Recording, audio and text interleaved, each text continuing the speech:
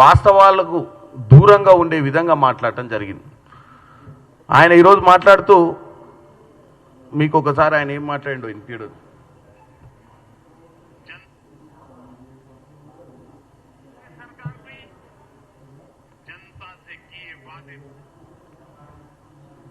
ఒక్క నిమిషం అని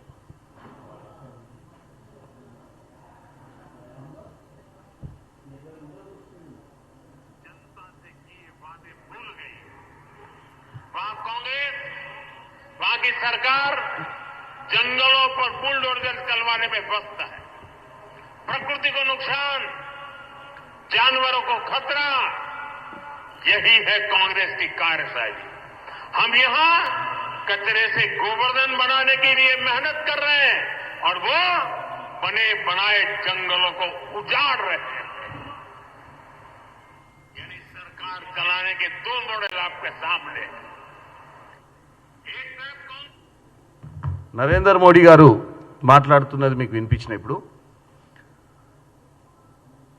మీకు తెలిసిందే ఈ మధ్యకాలంలో ఆయన క్యాబినెట్లో ఉన్న కిషన్ రెడ్డి గారే ఏఐ జనరేటెడ్ పిక్చర్స్ అడవి ఉన్నట్టు అడవిలో ఏదో జరుగుతున్నట్టు చూపించినటువంటి పిక్చర్స్ మీద మనం హైకోర్టులో పిటిషన్ వేసినప్పుడు ఆ పెట్టినటువంటి ట్వీట్ని డిలీట్ చేయడం జరిగింది. అంటే అవాస్తవాలను ప్రచారం చేస్తుర్రు అన్న విషయాన్ని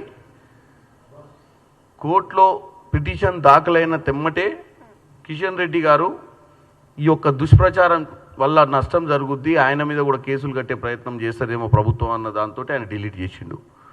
మరి డిలీట్ చేసిన వాళ్ళు వాళ్ళ ప్రధానమంత్రికి మరి చెప్పిర్రో లేదో, ఏమని ప్రధానమంత్రి గారు ఇప్పటిదాకా జరుగుతున్న ప్రచారం తప్పు, ఈ వాట్సాప్ యూనివర్సిటీలల్లా ఈ సోషల్ మీడియాలల్లా జరుగుతున్న ప్రచారాన్ని తెలంగాణలో కోర్టు కేసు ఫైల్ అయింది, మనం దాని గురించి వాస్తవాలు తెలియకుండా మాట్లాడొద్దు అని చెప్పే ప్రయత్నం కిషన్ రెడ్డి గారు చేసినట్టు లేరు. ఈయన ఆవేశపడిపోయి ఇలా హర్యానాలో ఇస్సార్లో ఏదో ఫ్లోలా అక్కడున్న ప్రజల్ని తప్పుదోవ పట్టించే ప్రయత్నం చేస్తున్నట్టుగా క్లియర్గా కనపడ్డది. ఒకటి, కంచ గచ్చిబౌలి భూముల గురించి ఆల్రెడీ సుప్రీంకోర్టులో ఉంది. సుప్రీంకోర్టు నుంచి సెంట్రల్ పవర్ కమిటీ ఒకటి వచ్చి ఇక్కడ ఉన్నటువంటి వాస్తవాలు తెలుసుకొని పోవడం జరిగింది. అసలు ఈ భూమి ఏంది, ఈ భూమి అడవి భూమా, ఈ భూమి ఎస్సీ భూమి అనేది నిజ నిర్ధారణ చేసుకోవడానికి అసలు వాస్తవంగా అక్కడ అడవి ఉండేనా, గతంలో ఏముండే, ఇప్పుడు వాళ్ళు చూపించినటువంటి విజువల్స్ అన్ని కరెక్టా రాంగా అనేది ఫిజికల్గా వచ్చిర్రు, చాలామందితో మాట్లాడారు. నేను కూడా పర్సనల్గా పోయి వాళ్ళని కలిసి చేయడం జరిగింది.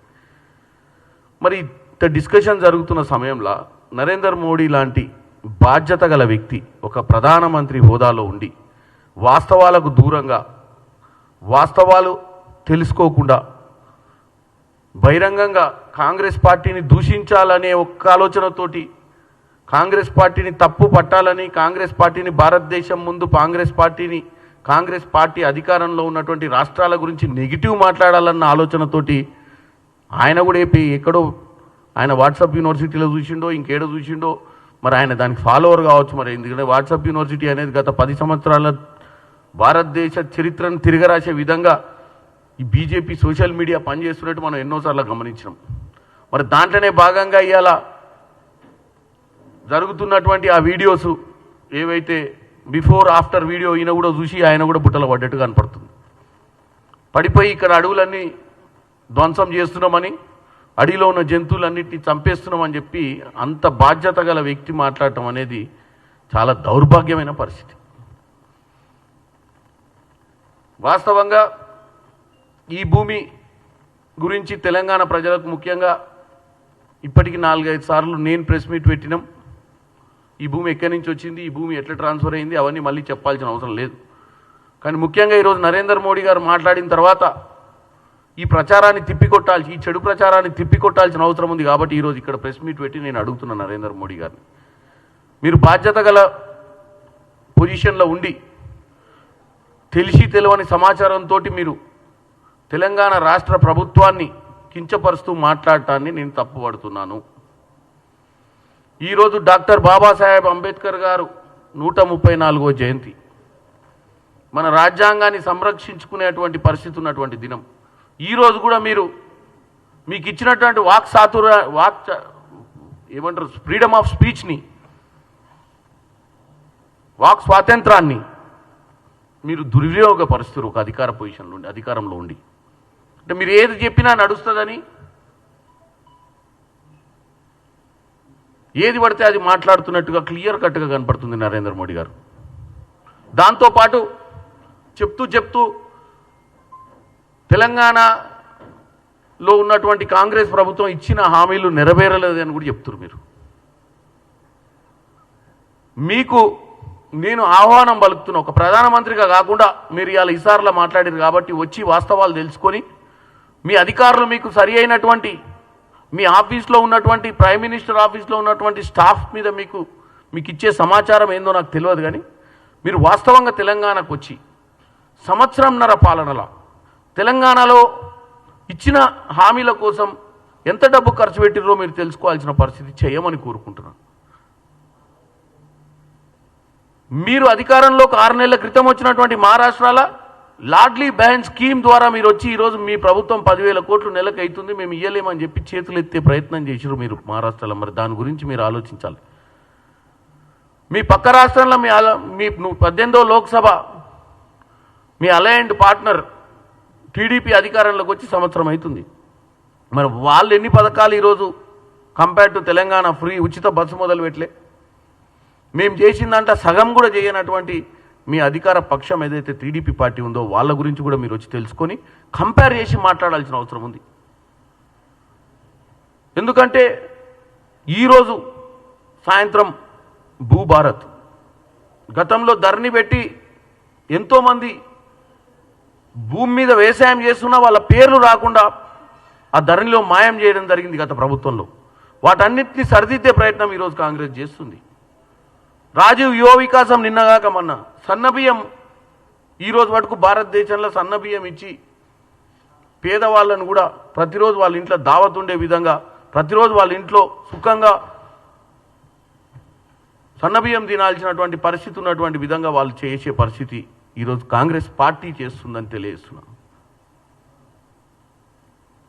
వాస్తవాలు తెలియకుండా కేవలం కాంగ్రెస్ పార్టీ మీద, కాంగ్రెస్ పార్టీ గురించి, కాంగ్రెస్ పార్టీ నాయకత్వం గురించి మాట్లాడటం ఒక ఫ్యాషన్ అయిపోయింది. ఇటు బీఆర్ఎస్ వాళ్ళు అదే పని చేస్తుర్రు, ఇటు బీజేపీ వాళ్ళు అదే పని చేస్తుర్రు. ముఖ్యంగా ఈరోజు ప్రధానమంత్రి దిగిండు. తెలంగాణ ప్రజలకు నేను ఒకటే చెప్తున్నా, ప్రధానమంత్రి అంతటి వాడే ఈరోజు వాస్తవాలు తెలియకుండా మాట్లాడుతుండంటే ఇది మనకు ఆయన ఇచ్చిన కితాబ్. బ్రహ్మాండంగా నడుస్తున్నటువంటి తెలంగాణ గురించి ఆయన పోయి హర్యానాలో మాట్లాడుతుండంటే మనం వాస్తవంగా పనిచేస్తున్నామన్న భయం మొదలైంది వాళ్లకు.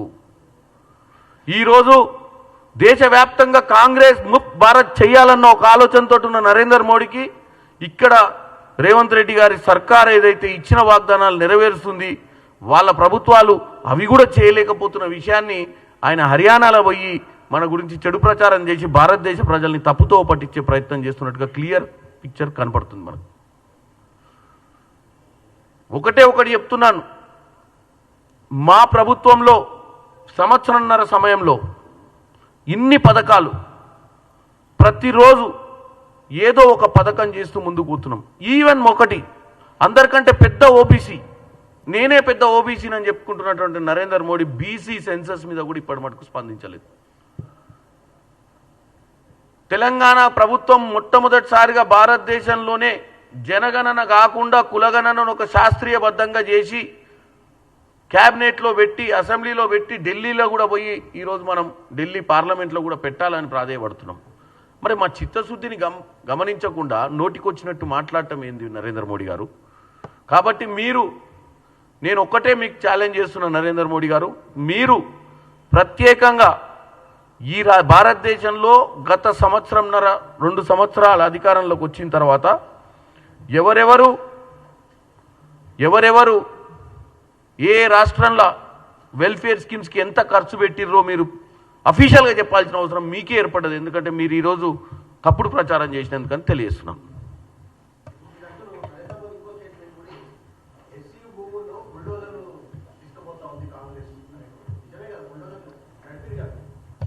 ఎవరి భూములు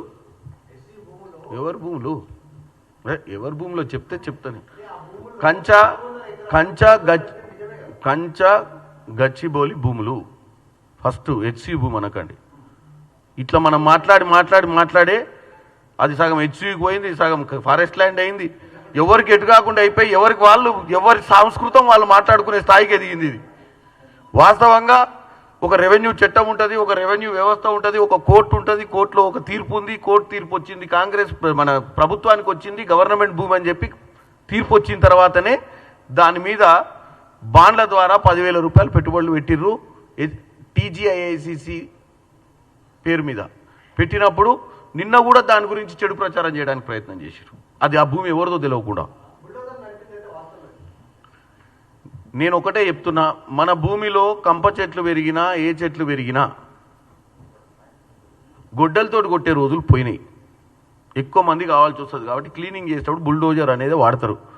కానీ ఈరోజు నరేంద్ర మోడీ గారు మాట్లాడుతున్నా, ఏ సినిమా యాక్టర్లు మాట్లాడుతున్నా ఎట్లా మాట్లాడుతున్నారు అంటే, మనం డైరెక్ట్ ఒక ఫారెస్ట్లకు పోయి ఫారెస్ట్ ల్యాండ్లో మనం బుల్డోజర్ నడుపుతుంటే జింకలన్నీ ఈ మిషన్ల మీదకి వెళ్ళి దూకిపోతున్నట్టు, సింహాలు ఏనుగులన్నీ అడ్డం వచ్చి జరుపుతున్నట్టు. ఏంది సినిమా షూటింగు? అరే జంతువులు ఎందుకు ఉండవు? మీ ఊరు ఎక్కడా? ఏ ఊరు మీది? ఎల్బీనగరా? ఎల్బీనగర్ అయితే జంతువులు ఉండవు. కొంచెం నల్గొండ అయితే చెప్పేటోని. నేను ఒకటే చెప్తున్నా, ఏడ పోయినా ఈరోజు ఊర్లల్లో పాములు ఉంటాయి, ఏడ పోయినా నెమళ్ళు ఉంటాయి. ఊర్లల్లో ప్రైవేట్ భూములలో కూడా నెమలు తిరుగుతుంటాయి. ఏడవైనా మీకు కుందేళ్ళు ఉంటాయి, ఏడవైనా అడవి పందులు ఉంటాయి. సింహాలు ఉంటాయా? ఏనుగులు సింహాలు ఉంటాయా? మరి వీళ్ళు ఏనుగులు సింహాలు పెడితే నరేంద్ర మోడీ అలా ట్రాప్లో పడి ఆడ పోయి హర్యానాలో చెప్తుండు. సో నరేంద్ర మోడీ, నా బాధ ఏంటంటే ఒకళ్ళెమ్మటొకలు దీంట్లో మార్కులు సంపాదించాలన్నా, ప్రజల దగ్గర వీళ్ళకు తెలిసి తెలియని ముచ్చట చెప్పి ఎవరిని కన్ఫ్యూజ్ చేద్దాం అనుకుంటున్నారు అనేది ఇక్కడ సబ్జెక్ట్. తాకట్టు భూమి అమ్మలేదు వాళ్ళు. టీజీఐఐసిసి తెలంగాణ ఇండస్ట్రియల్ డెవలప్మెంట్ కార్పొరేషన్కి సంబంధించినటువంటి ఫేస్ వాల్యూని చూసి వాళ్ళు ఇన్వెస్ట్మెంట్ పెట్టారు. వీళ్ళు బాండ్లు రేజ్ చేస్తే బాండ్లు కొనుక్కున్నప్పుడు ఏదో ఒకదానికి ఈ అమౌంట్ కట్టకపోతే పరిస్థితి ఏందన్నప్పుడు ఈ 400 acres ఆఫ్ ల్యాండ్ కూడా ఉంది టీజీఐఐసిసికి. దీన్ని కూడా మీరు అంటే పూచీకత్తు కింద, అంటే ఇది మీరు అన్నట్టు కేటీఆర్ గారి మాయలో పడిపోతే కేటీఆర్ గారికి అసలు 10,000 కోట్లు అప్పు వచ్చినట్టు ఆయన అసలు టోటల్గా ప్రిపేర్ కాకుండానే వచ్చి మాట్లాడాడు మొన్న. ఇక ఆ తర్వాత దాని గురించి మాట్లాడతలేడు. దాని కౌంటర్ లోన్ ఇచ్చిన నిన్నమన్నా మనం ఇచ్చినాక ఏమని ఐసిఐసిఐ బ్యాంక్ లోన్ ఇచ్చిందని చెప్పిన మళ్ళా. ఇక మధ్యవర్తిది ఇప్పుడు దాంట్లో పాయింట్ దొరికింది, అది కూడా క్లారిటీ ఇస్తాం. నేను అనేది ఏంటంటే, కేటీఆర్ గారికి ఏమో ఆయన హయాంలా ఈ రేస్కి అసలు క్యాబినెట్ మీటింగ్ పెట్టకుండానే 42 కోట్లు అప్పడంగా అకౌంట్లోకి వెళ్ళి కొట్టే అలవాటు ఉంది. ఇది అంత శాస్త్రీయబద్ధంగా జరిగితే ఏమైందంటే పచ్చకామర్లు వచ్చినోనికి అంత ప్రపంచం పచ్చగానే కనపడుతుంది. గతంలో ఆయన ఏం చేసిండో గదే చేస్తున్నారు అనుకొని బతుకుతుండ ఆయన.